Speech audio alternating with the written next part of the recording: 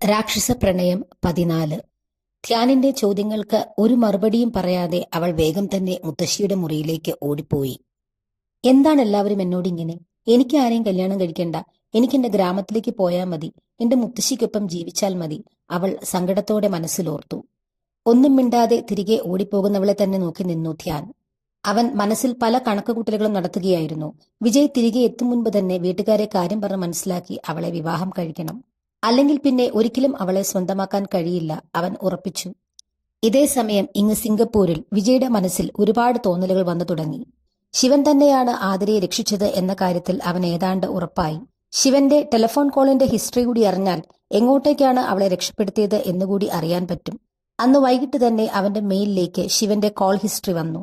വല്ലാത്തൊരു ആവേശത്തോടെ അവന്റെ കണ്ണുകൾ ആ പേപ്പറുകളിൽ കൂടി ഓടി നടന്നു. വളരെ കുറച്ചു കോളുകൾ മാത്രമേ ആ ഫോണിൽ നിന്ന് പോയിട്ടുള്ളൂ. ആതിര രക്ഷപ്പെട്ട ദിവസം, അന്നേ ദിവസം രാത്രി ശിവന്റെ ഫോണിൽ നിന്ന് ഒരു കോൾ പോയിട്ടുണ്ട്. ഏതാണ്ട് അവൾ തറവാട്ടിൽ നിന്ന് രക്ഷപ്പെട്ട് 1 മണിക്കൂറിന് ശേഷം. എന്നാൽ ആ കോൾ ആർക്കാണ് പോയതെന്ന് നോക്കിയപ്പോൾ അവന്റെ കണ്ണുകൾ കുറുകി.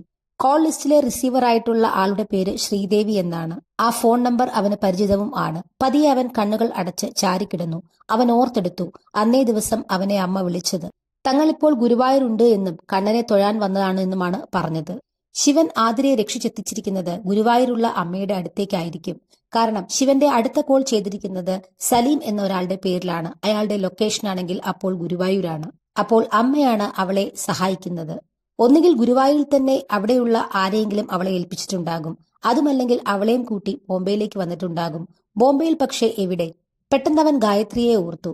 അന്ന് രാവിലെ ചിറ്റേത്തുനിന്ന് മടങ്ങി ബോംബെയിൽ എത്തിയപ്പോൾ തന്നെ കാണുന്നത് വലിയൊരു ബാഗിൽ നിറയെ തുണിയും പിടിച്ച് റാമിന്റെ ഔട്ട് ഹൌസിൽ നിൽക്കുന്ന ഗായത്രിയെയാണ്. പൂജയിൽ പങ്കെടുക്കാനായി വന്നു എന്നാണ് പറഞ്ഞത്.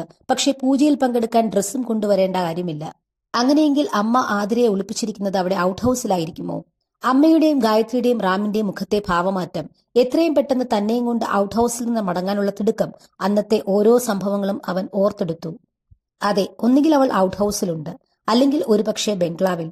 അവന്റെ മുഖത്ത് വന്യമായ ഒരു ചിരി വിരിഞ്ഞു. ചിറ്റയത്തു നിന്നും തിരികെ മടങ്ങി വന്ന് അമ്മയോടൊപ്പം നിന്ന ആ ഒരു ദിവസം, ആ ഒരു പകൽ അവൾ അരികിൽ തന്നെ ഉണ്ടായിരുന്നു. അതറിയാതെ തന്റെ ആളുകളെ അവളെ അന്വേഷിക്കാനായി കേരളം മുഴുവൻ പായിച്ചുകൊണ്ടിരിക്കുകയായിരുന്നു. ഓർക്കും തോറും അവനിലെ ദേഷ്യവും വാശിയും കൂടി. എന്നിരുന്നാലും ഉറപ്പുവരുത്തണം അവൾ ഇപ്പോഴും ആ ബംഗ്ലാവിൽ തന്നെ ഉണ്ടോ ഇല്ലയോ എന്ന്. അവൻ പെട്ടെന്ന് തന്നെ തന്റെ ആളുകളെ ഫോണിൽ വിളിച്ചു. നിങ്ങൾ എത്രയും പെട്ടെന്ന് തന്നെ എന്റെ വീട്ടിലേക്ക് പോകണം. എന്റെ മുറിയിൽ നിന്നും ഒരു ഫയൽ എടുക്കാനുണ്ട് എന്ന രീതിയിൽ എന്റെ മുറിയിൽ ചെന്ന് ഫയൽ എടുത്തിട്ട് മുകൾ നിലയിലെ വലിയ ഹാളിൽ ഒരു ഹിഡൻ ക്യാമറ വെക്കണം. ഒപ്പം തന്നെ എന്തെങ്കിലും കള്ളം പറഞ്ഞ് ഔട്ട് ഹൌസും പരിശോധിക്കണം. മുകൾ നിലയിലെ ഹാളിൽ തന്നെ ക്യാമറ വെക്കാൻ പറഞ്ഞതിന് പിന്നിൽ ഉദ്ദേശമുണ്ട്. അമ്മയുടെയും മുത്തശ്ശിയുടെയും ബെഡ്റൂം അവിടെയാണ്. അവൾ ഉറപ്പായും ആ മുറികളിൽ കയറി ഇറങ്ങാതിരിക്കില്ല. അങ്ങനെയാണെങ്കിൽ ഹാളിൽ ക്യാമറ വെച്ചാൽ അവളെ കാണാൻ പറ്റും. അവന്റെ നിർദ്ദേശം കിട്ടിയ ഉടൻ തന്നെ ആളുകൾ ബംഗ്ലാവിലേക്ക് തിരിച്ചു. വിജയുടെ മാനേജരും ബോഡിഗാർഡും പെട്ടെന്ന് തന്നെ ഒരു വണ്ടിയിൽ ബംഗ്ലാവിലേക്ക് കയറി വരുന്നത് കണ്ട് മഹേന്ദ്രൻ ഒന്ന് പരിഭ്രമിച്ചു. പെട്ടെന്ന് തന്നെ അയാൾ ശ്രീദേവിയെ വിളിച്ച് ആതിരയോട് മുത്തശ്ശിയുടെ മുറിയിൽ നിന്ന് പുറത്തേക്ക് ഇറങ്ങരുതെന്നും വാതിൽ അകത്തുനിന്ന് കുറ്റിയിടാനും പറഞ്ഞു. മാനേജർ മാത്രം അകത്തേക്ക് കയറി 1-ാം നിലയിലെ വിജയുടെ റൂം തുറന്ന് അകത്തുനിന്ന് ഫയൽ എടുത്തു. തിരികെ ഹാളിൽ കൂടിയുള്ള പടികൾ ഇറങ്ങുന്നതിനോടൊപ്പം തന്നെ ആരുടെയും കണ്ണിൽപ്പെടാതെ ഫ്ലവർ വേസിൽ ഹിഡൻ ക്യാമറ ഒളിപ്പിക്കുകയും ചെയ്തു. ഇതേ സമയം കൂടെ വന്ന ആൾ ഔട്ട് ഹൌസിലേക്ക് ചെന്നു. മാനേജർ അകത്തേക്ക് പോയിട്ടുണ്ട് എന്നും ഫയലുകൾ ചെക്ക് ചെയ്യാനുണ്ട്, അതുകൊണ്ട് ആ സമയത്ത് തനിക്കൊന്ന് വിശ്രമിക്കണം എന്നും പറഞ്ഞ് അയാൾ ഔട്ട് ഹൌസിലേക്ക് കയറി. സാധാരണ ഇടയ്ക്കിടെ വിജയുടെ ആളുകൾ ഔട്ട് ഹൌസിൽ വരാറുള്ളതുകൊണ്ട് തന്നെ റാമിന് സംശയം തോന്നിയില്ല. സംശയം തോന്നാത്ത രീതിയിൽ അയാൾ പരിശോധിക്കുകയും ആ പെൺകുട്ടി അവിടെ ഇല്ല എന്ന് ഉറപ്പുവരുത്തുകയും ചെയ്തു. ഹിഡൻ ക്യാമറ വെച്ചതു മുതൽ വിജയുടെ ആളുകൾ അതിലെ ഫുട്ടേജ് പരീക്ഷിച്ചുകൊണ്ടിരിക്കുകയാണ്. ഒപ്പം തന്നെ കിട്ടുന്ന വീഡിയോസ് അവന് സെൻഡ് ചെയ്യുന്നുമുണ്ട്. വിജയുടെ മാനേജർ വന്നു എന്ന് കേട്ടപ്പോൾ മുതൽ ആതിരമോൾക്ക് ഉള്ളിൽ ഭയം നിറയാൻ തുടങ്ങി. അതുകൊണ്ട് തന്നെ അന്നേ ദിവസം അവൾ മുത്തശ്ശിയുടെ മുറിയിൽ നിന്ന് പുറത്തേക്ക് ഇറങ്ങിയതേയില്ല. മുത്തശ്ശിക്ക് ആവശ്യമായ ആഹാരമെല്ലാം മുറിക്കകത്ത് എത്തിച്ചതുകൊണ്ട് തന്നെ ആ ദിവസം മുഴുവൻ അവൾ പുറത്തേക്ക് ഇറങ്ങിയില്ല. അതുകൊണ്ട് തന്നെ വീഡിയോ ഫുട്ടേജിൽ അവളെ കിട്ടിയതുമില്ല. അന്നത്തെ മുഴുവൻ ദിവസത്തെ വീഡിയോയും അവൻ കണ്ടു. മുത്തശ്ശിയുടെ മുറിയുടെ വാതിൽ അടഞ്ഞു കിടക്കുന്നതും ആ ദിവസം മുഴുവൻ മുത്തശ്ശി പുറത്തേക്ക് വരാത്തതും അവൻ ശ്രദ്ധിച്ചു. പിറ്റേന്ന് ഞായറാഴ്ചയായിരുന്നു. രാവിലെ തന്നെ ഗായത്രിയും റാമും ബംഗ്ലാവിലേക്ക് എത്തി. ഏതാണ്ട് 8 മണിയോടുകൂടി പാർവതിയും പ്രതാപനും കുടുംബവും എത്തി. ശ്രീദേവിയും പ്രതാപനും പാർവതിയും എല്ലാം മുത്തശ്ശിയുടെ റൂമിന്റെ കതക് തുറന്ന് അകത്തേക്ക് കയറുന്ന വീഡിയോ അവൻ കണ്ടു. മുത്തശ്ശിയുടെ റൂമിന്റെ കതക് തുറന്നു കിടക്കുകയാണ് എങ്കിലും അകത്തുള്ളവരെ കാണാൻ കഴിയില്ല. കുറച്ചു കഴിഞ്ഞപ്പോൾ ധ്യാൻ ആ മുറിയുടെ വാതിൽക്കൽ വന്നു നിന്ന് അകത്തേക്ക് തന്നെ നോക്കി നിൽക്കുന്നത് അവൻ കണ്ടു. അത് കണ്ടതും വിജയുടെ കണ്ണുകൾ കുറുകി, മുഖത്ത് ഗൗരവം നിറഞ്ഞു. അത് കഴിഞ്ഞപ്പോൾ ഗായത്രിയും ആ മുറിയിലേക്ക് കയറിപ്പോകുന്ന വീഡിയോ കിട്ടി. അവൻ അക്ഷമനായി ആ വീഡിയോ ഫുട്ടേജ് നോക്കിക്കൊണ്ടേയിരുന്നു. സമയം ഏതാണ്ട് 10 മണിയോട് അടുപ്പിച്ചായി. മുത്തശ്ശിയുടെ മുറിയിൽ നിന്ന് ആദ്യം ശ്രീദേവി അമ്മ പുറത്തേക്ക് വന്നു. അമ്മ നടക്കുമ്പോൾ ചിലങ്കയുടെ ശബ്ദമുണ്ട്. അമ്മ നൃത്തം അഭ്യസിക്കാനുള്ള പുറപ്പാടാണ് എന്നവന് മനസ്സിലായി. അമ്മയ്ക്ക് പുറകിലായി പാർവതിയപ്പച്ചിയും ഗൗരി കുഞ്ഞമ്മയും, അവർക്ക് പുറകിലായി ഗായത്രി.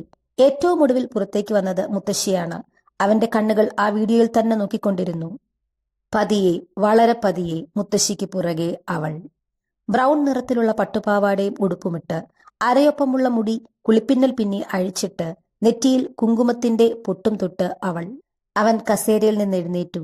ലാപ്ടോപ്പിന്റെ അടുത്തേക്ക് ചെന്ന് നോക്കി. അവളിൽ നിന്ന് കണ്ണെടുക്കാൻ അവന് കഴിയുന്നില്ലായിരുന്നു. അവന്റെ കണ്ണുകൾ അവളിൽ മാത്രമായി. പതിയെ ശ്രീദേവിയും ഗായത്രിയും ആതിരയും ചേർന്ന് നൃത്തം ചെയ്യാൻ തുടങ്ങി. അന്ന് ആദ്യമായാണ് അവനൊരു ക്ലാസിക്കൽ കലാരൂപത്തെ ഇത്രയും ശ്രദ്ധയോടെ കാണുന്നത്. ആ കലാരൂപത്തിന്റെ സൗന്ദര്യം അവൻ ആസ്വദിക്കുന്നത് അവളിലൂടെയാണ്. അവളുടെ സൗന്ദര്യമാണോ അതോ നൃത്തത്തിന്റെ സൗന്ദര്യമാണോ തന്റെ കണ്ണുകളിൽ പെടുന്നത് എന്ന് അറിയാൻ പറ്റാത്ത അവസ്ഥ. അവളെ തന്നെ അവൻ നോക്കി നിന്നുപോയി. നൃത്തം ചെയ്തു കഴിഞ്ഞ ഉടൻ തന്നെ എല്ലാവരും ഒരുമിച്ച് താഴേക്ക് പോകുന്ന വീഡിയോയും കൂടി അവൻ കണ്ടു. അവൻ വീണ്ടും വീണ്ടും ആ വീഡിയോ കണ്ടുകൊണ്ടേയിരുന്നു. അവന്റെ കണ്ണുകൾ അവളിൽ മാത്രമായി. എത്ര തവണ ആ വീഡിയോ വീണ്ടും വീണ്ടും കണ്ടു എന്ന് അവന് പോലും അറിയില്ല. അപ്പോഴാണ് അവന്റെ കണ്ണുകൾ ആതിരയെ മാത്രം നോക്കി നിൽക്കുന്ന ധ്യാനിന്റെ മുഖത്ത് പതിഞ്ഞത്. അവന്റെ മുഖത്ത് ദേഷ്യം നിറഞ്ഞു. അവളെ മറ്റൊരാൾ അങ്ങനെ നോക്കി നിൽക്കുന്നത് അവന് ഇഷ്ടമാകുന്നില്ല. അതെന്തുകൊണ്ടാണ് എന്നതിന്റെ ഉത്തരം അവന് അറിയില്ല. പതിയെ അവൻ കണ്ണുകളടച്ച് തന്റെ കസേരയിൽ ചാരിക്കിടന്നു. അവളെ കണ്ടെത്തി. പക്ഷെ ഇപ്പോൾ അവൾ വളരെ സേഫാണ്. അവൾക്ക് ചുറ്റും കാവൽ നിൽക്കുന്നത് തന്റെ പ്രിയപ്പെട്ടവർ തന്നെയാണ്. ഇനിയും അവളെ തനിക്ക് നഷ്ടപ്പെട്ടുകൂടാ.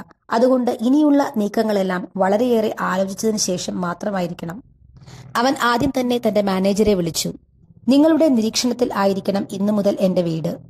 ആരൊക്കെ ആ വീട്ടിൽ നിന്ന് പുറത്തു പോകുന്നു, ആരൊക്കെ വരുന്നു, ആ പെൺകുട്ടിയെ ആരെങ്കിലും അവിടെ നിന്ന് മറ്റെവിടേക്കെങ്കിലും കൊണ്ടുപോകുന്നുണ്ടോ, എല്ലാം കൃത്യമായി എന്നെ അറിയിക്കണം. അവൻ പതിയെ പദ്ധതികൾ ആസൂത്രണം ചെയ്യാൻ തുടങ്ങി. പിഴവുകളില്ലാതെ, അവളെ നഷ്ടപ്പെടുത്താതെ, തന്റെ സ്വന്തമാക്കാൻ, തന്റെ ആഗ്രഹം നിറവേറ്റാൻ. അന്നത്തെ ദിവസം മുഴുവൻ അവൻ ക്യാമറയിൽ നിന്നുള്ള വീഡിയോ ഫുട്ടേജ് നോക്കി തന്നെ ഇരിക്കുകയായിരുന്നു. നൃത്തം അഭ്യസിച്ചതിന് ശേഷം എല്ലാവരും താഴേക്ക് പോയി. പിന്നീട് ഉച്ചയ്ക്കാണ് വീണ്ടും അവളുടെ മുഖം ക്യാമറയിൽ പതിഞ്ഞത്. എല്ലാവരും 1-ാം നിലയിലെ ഹാളിൽ സോഫയിലും നിലത്തുമായിരുന്ന കാര്യം പറയുന്നു. ഊണിന് ശേഷമുള്ള വിശ്രമമാണ്. ആതിര ശ്രീദേവിയുടെ അടുത്ത് ഇരിക്കുകയാണ്. പതിയെ അവൾ ശ്രീദേവിയുടെ തോളിലേക്ക് ചാഞ്ഞു.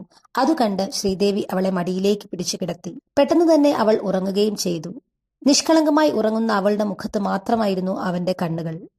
മഹേന്ദ്രൻ അങ്ങോട്ട് വന്ന് ശ്രീദേവിയെ വിളിച്ചപ്പോൾ ഉറങ്ങിക്കിടക്കുന്ന ആതിരയെ ഉണർത്താതെ ഒരു തലയണയെടുത്ത് അതിലേക്ക് അവളെ ചായച്ചു കിടത്തിക്കൊണ്ട് ശ്രീദേവി അവിടെ നിന്ന് താഴേക്ക് പോയി. അവൾക്ക് അല്പം മാറി ഗായത്രിയും ഉറങ്ങുന്നുണ്ട്. ബാക്കി എല്ലാവരും അവരവരുടെ റൂമിലേക്കും താഴേക്കുമായി പോയി. വീഡിയോയിലേക്ക് നോക്കിയിരുന്ന അവന്റെ മുഖം ക്രമേണ വലിഞ്ഞു മുറുകാൻ തുടങ്ങി. ആതിരയുടെ അടുത്തു വന്നു നിന്ന് അവളെ തന്നെ നോക്കി നിൽക്കുന്ന ധ്യാൻ. അവൻ കുനിഞ്ഞ് ആതിരയുടെ കഴുത്തിൽ കിടക്കുന്ന ആ മാല പതിയെ വലിക്കുന്നു. അത് താൻ അവളുടെ കഴുത്തിൽ ചാർത്തിയ താലിമാലയാണെന്ന് വിജയ്ക്ക് മനസ്സിലായി. ധ്യാൻ ഒരൽപ്പം ശക്തിയോടെ മാല വലിച്ചതും ആതിര ഞെട്ടി എഴുന്നേറ്റു. പെട്ടെന്ന് തന്നെ അവൾ തന്റെ താലിമാല കയ്യിലേക്കെടുത്തുകൊണ്ട് രൂക്ഷമായി ധ്യാനിനെ നോക്കി. 1-2 ദിവസത്തേക്ക് മാത്രം അവൻ ചാർത്തിയ മാലയാണിത്. ഇത് പൊട്ടിച്ചിട്ട് ജീവിതകാലം മുഴുവൻ നിന്നെ എന്റെ കൂട്ടാനായി ഞാൻ ഈ കഴുത്തിൽ ഒരു മാല ചാർത്തട്ടെ. ധ്യാനിന്റെ ആ ചോദ്യം വ്യക്തമായി തന്നെ വിജയുടെ കാതുകളിൽ എത്തി. വേണ്ട, ഇത് പൊട്ടിക്കാൻ ഞാൻ സമ്മതിക്കില്ല. അയാൾ എന്തോർത്ത് എന്റെ കഴുത്തിൽ കെട്ടിയതായാലും ഈ മാലയും താലിയും എന്റെ കഴുത്തിൽ നിന്ന് മാറ്റാൻ ഞാൻ സമ്മതിക്കില്ല. അങ്ങനെ ചെയ്താൽ ഈ മാല എന്റെ കഴുത്തിൽ ചാർത്തിയ ആൾക്ക് ദോഷമായിരിക്കും. അയാൾക്ക് ദോഷം സംഭവിച്ചാൽ എന്റെ ശ്രീദേവി അമ്മ വേദനിക്കും. അതെനിക്ക് സഹിക്കില്ല. ഞാനായിട്ട് ഒരിക്കലും ഈ താലിമാല എന്റെ കഴുത്തിൽ നിന്ന് പൊട്ടിക്കില്ല. ദേഷ്യത്തോടെയും സങ്കടത്തോടെയും ധ്യാനിനോട് പറഞ്ഞുകൊണ്ട് ആതിര പെട്ടെന്ന് തന്നെ എഴുന്നേറ്റ് മുത്തശ്ശിയുടെ മുറിയിലേക്ക് ഓടിപ്പോയി അകത്തേക്ക് കയറി കതകടച്ചു. അത് കേട്ട് ദേഷ്യത്തോടെ ആതിരയെ കുറച്ചുനേരം നോക്കി നിന്ന ശേഷം അവിടെ നിന്ന് തന്റെ റൂമിലേക്ക് കടന്ന് ശക്തിയിൽ വാതിൽ വലിച്ചടയ്ക്കുന്ന ധ്യാനിനെയും അവൻ ആ വീഡിയോയിൽ കണ്ടു. ആ രംഗങ്ങൾ തന്നെ അവന്റെ മനസ്സിലൂടെ വീണ്ടും വീണ്ടും കടന്നുപോയി. താലിമാല വലിച്ചു പൊട്ടിക്കാൻ ശ്രമിക്കുന്ന ധ്യാൻ, അതിനെ എതിർത്തുകൊണ്ട് ആ താലിയെ പൊതിഞ്ഞു പിടിക്കുന്ന ആതിര, അവൾക്ക് തന്റെ അമ്മയോടുള്ള സ്നേഹം. കുറച്ചുനേരം കണ്ണടച്ചിരുന്ന് അവൻ തന്റെ ഉള്ളിൽ ഉടലെടുത്ത വികാരങ്ങളെ നിയന്ത്രിച്ചു. ആതിരയോടുള്ള പ്രണയം, ധ്യാനിനോടുള്ള ദേഷ്യം എല്ലാം അവൻ വരുതിയിലാക്കി. പെട്ടെന്ന് തന്നെ മാനേജരെ വിളിച്ച് തിരികെ നാട്ടിലേക്ക് മടങ്ങാനുള്ള ടിക്കറ്റ് ബുക്ക് ചെയ്യാനായി പറഞ്ഞു. ധ്യാനിന്റെ പെരുമാറ്റത്തിൽ ആതിര അങ്ങേയറ്റം അസ്വസ്ഥയായിരുന്നു. അന്നു മുഴുവൻ അവൾ മുത്തശ്ശിക്കൊപ്പം ആ മുറിയിൽ തന്നെ കഴിച്ചുകൂട്ടി. മുത്തശ്ശി താഴേക്ക് ഇറങ്ങിയപ്പോൾ മാത്രം അവളും താഴേക്ക് വന്നു. മുത്തശ്ശിയുടെ ഒരു നിഴൽ പോലെ അവൾ ആ ദിവസം കഴിച്ചു.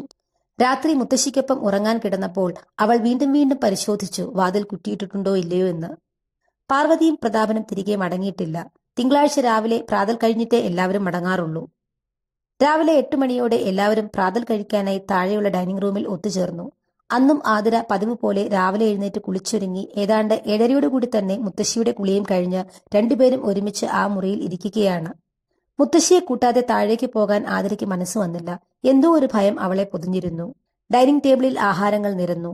ആണുങ്ങളെല്ലാം ഡൈനിങ് ടേബിളിൽ ഇരിപ്പുറപ്പിച്ചു. ധ്യാനിന്റെ കണ്ണുകൾ പടിയിൽ തന്നെയാണ്, മുകളിൽ നിന്നും താഴേക്ക് ഇറങ്ങി വരുന്ന ആതിരയെയും കാത്ത്. എന്നാൽ ഇതേ സമയം ആ ബംഗ്ലാവിന്റെ ഗേറ്റുകൾ വലിയൊരു ശബ്ദത്തോടെ തുറക്കപ്പെട്ടു. വിജയുടെ ഫെരാരി കാർ അതിവേഗത്തിൽ ഒരു ഇരമ്പലോടുകൂടി കാർ പോർച്ചിൽ വന്നു നിന്നു. ഹാളിൽ ഇരുന്ന എല്ലാവരും അവനെ കണ്ടു. മുറ്റത്ത് പൂന്തോട്ടത്തിൽ നിൽക്കുന്ന ഗായത്രിയാണ് അവനെ ആദ്യം കണ്ടത്. ഒപ്പം തന്നെ അവൾക്കൊപ്പമുണ്ടായിരുന്ന ശ്രീദേവിയും തന്റെ മകനെ കണ്ടു. അവനെ കണ്ടപ്പോൾ ആ അമ്മയ്ക്ക് ആദ്യം സന്തോഷം വന്നുവെങ്കിലും പെട്ടെന്ന് തന്നെ ആ സന്തോഷത്തെ പൊതിഞ്ഞുകൊണ്ട് അവിടെ ഭയം ചേക്കേറി. ശ്രീദേവി ഓടി അവനരികിലേക്ക് ചെന്നു. എന്താ മോനെ നീ പെട്ടെന്ന്? ഒരു മുന്നറിയിപ്പുമില്ലാതെ വരുന്ന കാര്യം നീ ഒന്ന് വിളിച്ചുപോലുമില്ലല്ലോ. വെപ്രാളത്തോടെ ശ്രീദേവി അവനോട് ചോദിച്ചു. 1-2 ആഴ്ച കൂടി നിൽക്കേണ്ടി വരുമെന്നാണ് വിചാരിച്ചത്. പക്ഷെ വർക്കുകളെല്ലാം പെട്ടെന്ന് തീർന്നു. ഫ്ളാറ്റിലേക്ക് പോകാമെന്ന് വിചാരിച്ചു. പക്ഷെ അവിടെ കുറച്ച് മെയിൻ്റനൻസ് വർക്ക് ഉണ്ട്. അതുകൊണ്ടാണ് നേരെ ഇങ്ങോട്ട് വന്നത്.